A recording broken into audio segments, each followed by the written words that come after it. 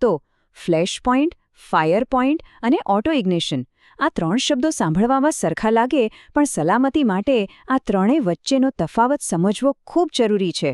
ચાલો આજે આખી ગૂંચવણને એકદમ સરળ રીતે સમજીએ.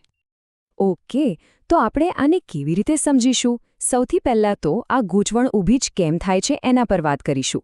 પછી આપણે એક પછી એક ત્રણેય પોઈન્ટ્સને ઊંડાણમાં જોઈશું. ફ્લેશ પોઈન્ટ એટલે કે ખાલી એક ઝબકારો, ફાયર પોઈન્ટ જ્યાં આગ ખરેખર ટકી રહે છે, અને ઓટો ઇગ્નિશન જેમાં કોઈ તણખાની જરૂર જ નથી.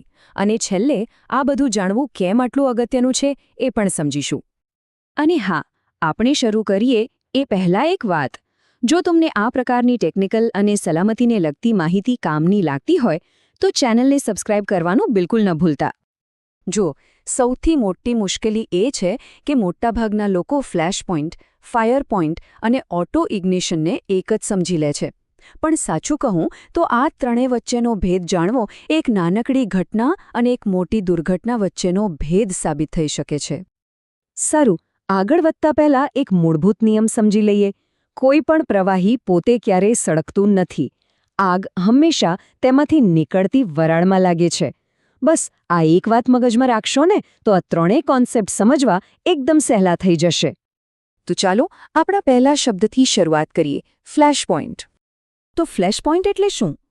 એ ઓછામાં ઓછું તાપમાન કે જેના પર કોઈ પ્રવાહીમાંથી એટલી વરાળ નીકળે કે જો નજીક કોઈ તણખો આવે તો બસ એક ક્ષણ માટે ભડકો થાય. આ આગની શરૂઆત છે, પણ એ આગ ટકતે નથી. અને આ જ સૌથી મહત્વની વાત છે. જેવો તમે તણખો દૂર કરો એ ભડકો તરત જ બંધ થઈ જાય છે. આગ ચાલુ રહેતી નથી. એટલે જેને ફ્લેશ કહેવાય છે, બસ એક ઝબકારો થઈને બંધ. ઓકે, તો જો ફ્લેશ પોઈન્ટ પર આગ ટકી જ નથી શકતી તો પછી ક્યારે ટકે છે?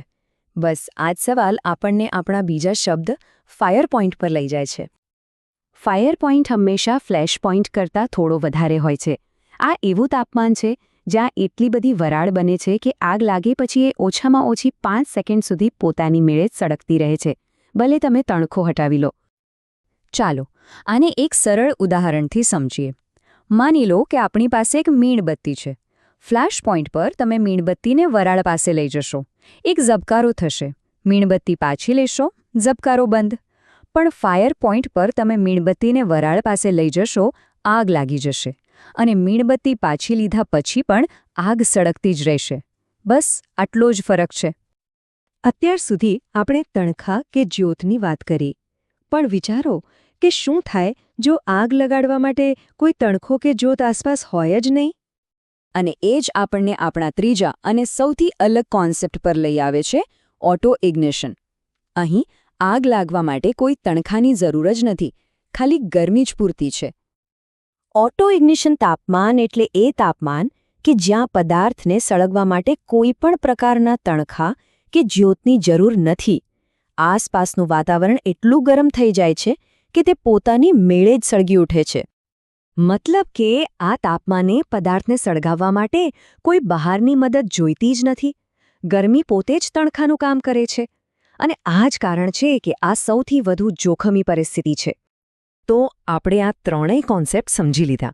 હવે ચાલો આ બધાને એકસાથે મૂકીને જોઈએ કે કામ કરવાની જગ્યાએ આ જાણકારી કેમ આટલી બધી મહત્વની છે. આ ટેબલ પર નજર નાખો, બધું એકદમ સ્પષ્ટ થઈ જશે. ફ્લેશ અને ફાયર પોઈન્ટ બંનેને બહારથી તણખો જોઈએ? હા, બિલકુલ. પણ ઓટો ઇગ્નિશનને? ના, એને જરૂર નથી.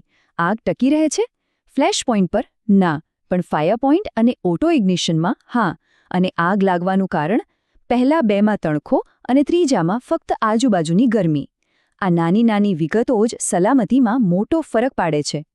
એક વાત હંમેશા યાદ રાખજો, એક ઝબકારા અને સતત સળગતી આગ વચ્ચેનો તફાવત સમજવો એ એક નાની ઘટના અને એક મોટી દુર્ઘટના વચ્ચેનો તફાવત સમજવા બરાબર છે.